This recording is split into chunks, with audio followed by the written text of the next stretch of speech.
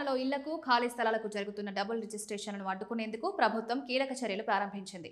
ఇప్పటి వరకు వ్యవసాయ భూములకే వర్తించిన టైటిల్ విధానాన్ని ఇప్పుడు నివాస ఇల్లు, ఖాళీ స్థలాలకు విస్తరించనుంది. దీని ద్వారా ప్రతి ఆస్తికి స్పష్టమైన యాజమాన్య హక్కు పత్రం జారీ చేసి రిజిస్ట్రేషన్ వ్యవస్థలో పారదర్శకతను పెంచే లక్ష్యం ప్రభుత్వం ముందుకు వేసింది.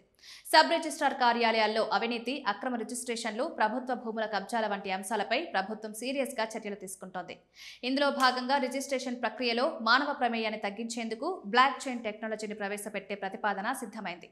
ఒకసారి ఆస్తి వివరాలు నమోదైతే అదే ఆస్తిని మళ్లీ మరొకరికి రిజిస్టర్ చేయడం సిస్టమ్ ఆటోమేటిక్ గా నిరోధిస్తుంది. కొత్త సిస్టంలో ప్రతి సర్వే నెంబర్లో ఉన్న భూమి విస్తీర్ణం, ఇప్పటికే జరిగిన రిజిస్ట్రేషన్లు, మిగిలిన భూమి వంటి డేటా స్పష్టంగా ఉంటుంది. నమోదైన దానికంటే 1 గజం ఎక్కువగా కూడా రిజిస్ట్రేషన్ చేయడానికి ప్రయత్నిస్తే సాఫ్ట్వేర్ వెంటనే లావాదేవీని నిలిపివేస్తుంది. దీంతో రియల్ ఎస్టేట్ మోసాలు, ప్రభుత్వ భూముల అనధికారిక విక్రయాలు, నకిలీ పత్రాల వంటి అక్రమాలకు చెక్ పడుతుంది. 1983 నుంచి ఉన్న ఈసీ వివరాలు కొత్త టైటిల్ పద్ధతిలో అనుసంధానం అవుతాయి. దీని ద్వారా ఆస్తి, గత 40 ఏళ్ల చరిత్ర, యాజమాన్య మార్పులు, లింక్ డాక్యుమెంట్లన్నీ స్పష్టంగా లభిస్తాయి. మొత్తం మీద టెక్నాలజీ సహాయంతో డబుల్ రిజిస్ట్రేషన్ సమస్యను శాశ్వతంగా నిర్మూలించడమే ప్రభుత్వ లక్ష్యం.